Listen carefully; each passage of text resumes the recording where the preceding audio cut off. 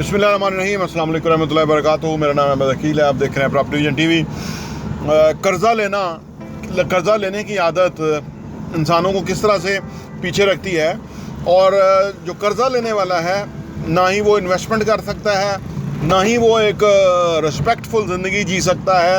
और आज हमें $1 करोड़ मिलने की जो कर्ज़ा मिलने का जो हमें उम्मीद मिली है, ये हमारी किस चीज़ को ज़ाहिर करता है, या हमें किस कैटेगरी का हमें मुल्क बना रहा है, या किस तरह की ये सोच के लोग हैं जो कर्ज़े के ऊपर खुश होते हैं, जो कर्ज़ा लेके शाना तर्ज़ ज़िंदगी बसर करते हैं, वो कौन लोग होते हैं। और अगर आप कर्ज़ा लेने का सोचते हैं तो इससे बचने से क्या फ़ायदा होगा, इस पर बात करते हैं।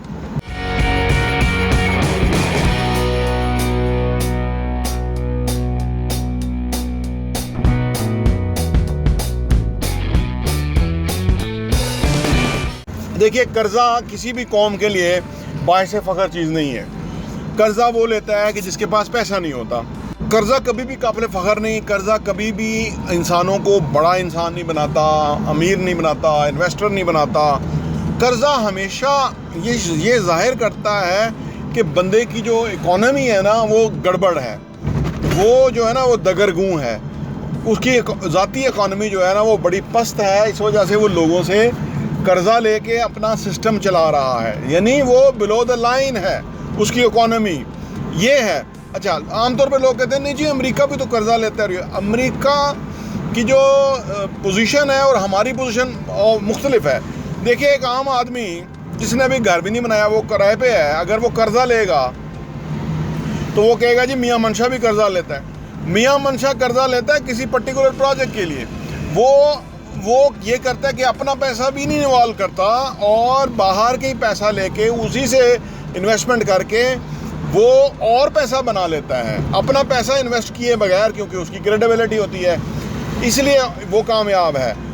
जिस बंदे की अपनी कोई क्रेडिबिलिटी, अपना कोई पैसा नहीं, अपना कोई बिजनेस नहीं, अपना कोई इस्टेब्लिशमेंट नहीं है, वो अगर कर्ज़ा ले लेगा तो वो कभी भी ज़िंदगी में आगे नहीं बढ़ सकता, यानी वो तरक्की नहीं कर सकता, वो उसकी झंझट से नहीं निकलेगा। जैसे कि पाकिस्तान है, आप देखिए, हम तो 23वें प्रोग्राम के अंदर दाखिल हो रहे हैं IMF के अंदर, और जब वही ताकतें जो हमें कर्ज़े देती हैं, अप्रूव करती हैं, पाकिस्तान आके हमारे मुंह पे कहती हैं कि आप शाना तर्ज़ ज़िंदगी बंद करो, अखराजात, गैर ज़रूरी अखराजात बंद करो, और हमारे हुक्मरानों पे जुएँ तक नहीं रेंगती, यानी इनको कोई शर्म ही नहीं आती कि भाई वो लोग खुद कर्ज़ा देने वाला हमें कह रहा है, लेकिन ये महंगे तरीन सूट पहने हुए, महंगी टाइयाँ, महंगी घड़ियाँ, इनकी बेगमाद की अयाशियाँ, इनके बच्चों के नखरे, हेलीकॉप्टरों पे खाने हैं जी, और वो जो इस्टेब्लिशमेंट के जो बेकार लोग बड़ी बड़ी सीटों पे बैठे हुए हैं, वो तो अपना सिर्फ उन्होंने अपने रिटायरमेंट तक उनका इंटरेस्ट है इस मुल्क के अंदर, उसके अलावा कोई उनका इंटरेस्ट नज़र नहीं आता, और इसीलिए हमें ये कर्ज़ों पे डाल दिया हुआ है। देखिए, आप अगर ज़िंदगी में आगे बढ़ना चाहते हैं तो कर्ज़ा लेना बंद करें। अगर आपको कर्ज़ा मिलता भी है तो शुक्रिया अदा करें कि जी कर्ज़ा नहीं चाहिए। वो पॉइंट होता है कि जहाँ से आपका सर्वाइवल शुरू हो जाता है।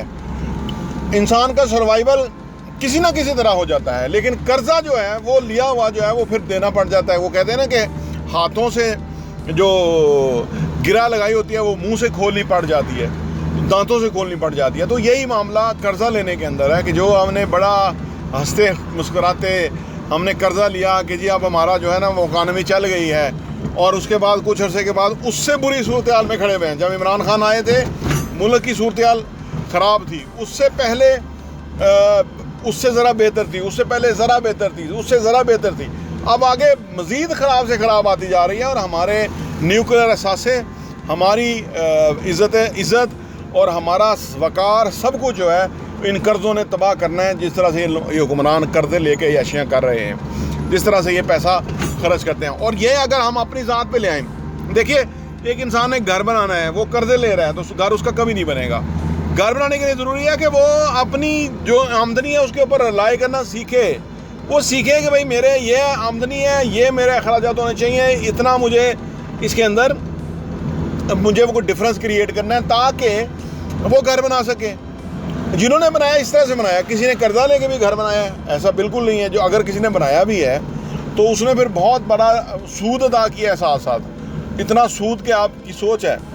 तो ये है कर्जा की हकीकत। और पता नहीं हमारे जो हुक्मरान हैं या हमारे वो लोग जो ज़िम्मेदारान हैं या जो फ़र्ज़ करो किसी भी तरह एक ऐसी पोजीशन में आए हुए हैं, उनकी ना ही क्वालिफिकेशन है, ना ही उनका कोई कदकाठ है, ना ही उनके पास कोई विज़न है, लेकिन वो किसी ना किसी तरह किसी ने तरस खा के किसी को आगे कर दिया तो वो इस पोजीशन पे पहुँचे हुए हैं। तो और वो फिर जो है ना वो इस तरह हमें कर्ज़ों में धकेल रहे हैं और हम कर्ज़ों को कैसे चुकाएंगे। जब तक कि आगे कर्जा लेना हम बंद नहीं करेंगे, कर्जा ख़त्म नहीं होगा।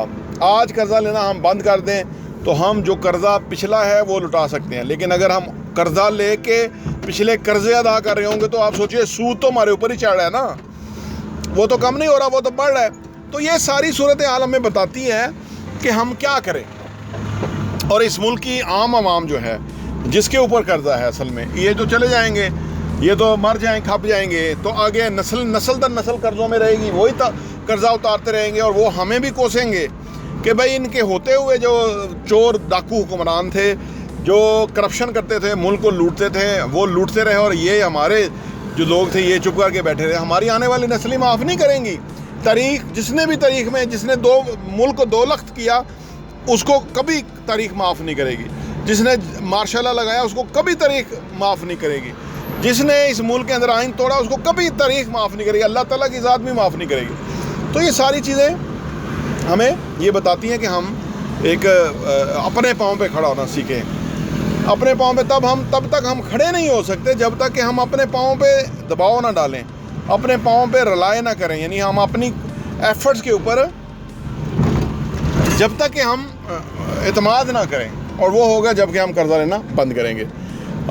अल्लाह से दुआ है कि अल्लाह पाकिस्तान के अंदर जो लोग हैं, इकानमी जिस तरह से वो समझदार बने हुए हैं इकानमी को, और वो कर्ज़े ले लेके मुल्क को और कमज़ोर करते जा रहे हैं और अपनी अयाशियाँ बढ़ाते जा रहे हैं, अपने इमारात और अपने स्विमिंग पूल और अपनी कोठियाँ बंगलों को रेनोवेट कराते जा रहे हैं और पैसा कर्ज़ों का ले लेके कर रहे हैं। अल्लाह इनको हदायत दे, इनको अल्लाह अकल के नाखन लेने की तौफीक अता फरमाए। बहुत लूट लिया इन्होंने मुल्क को, और इस कल्चर को ये मुल्क में हवा दे रहे हैं कि कर्जा लेना जैसे कोई बड़ी खुश आइन बात है, और उससे बड़ा खुश हो रहे हैं कि IMF ने $1 अरब दे दिया है। वो बेसिकली हमारे ऊपर गले में तोक और बड़ा हो गया है कर्जे का, और वो हमारी जो दुनिया के अंदर इज़्ज़त है उसमें एक कदम और हम पीछे चले गए हैं। इज़्ज़त और कम हुई है, हमारी बड़ी नहीं है। कर्जा देने वाले की इज़्ज़त है, कर्जा लेने वाले की इज़्ज़त नहीं है। लेकिन बहरहाल अल्लाह से दुआ है कि अल्लाह पाकिस्तान को इस कर्ज़े की लानत से बचाए और पाकिस्तान को दिन दुगनी रात चुगनी तरक्की अता फरमाए। प्रॉपर्टी विजन TV देखने का बहुत बहुत शुक्रिया। और हाँ, यहाँ मैं आपको ये भी बताता चलूँ, प्रॉपर्टी विजन का जो हमारा एडिशन है वो साल के 12 एडिशन आपको सिर्फ 1000 रुपये के ऊपर मिल सकते हैं। आप अगर आप चाहते हैं कि आपके पास ये सॉफ्ट कॉपी में आ जाए और आप उसको अपनी ईज़ में पढ़ सकें और मुख्तलिफ़ चीज़ों को गौर कर सकें, हमें आप व्हाट्सएप कीजिए ताकि हम आपको वो भेज सकें।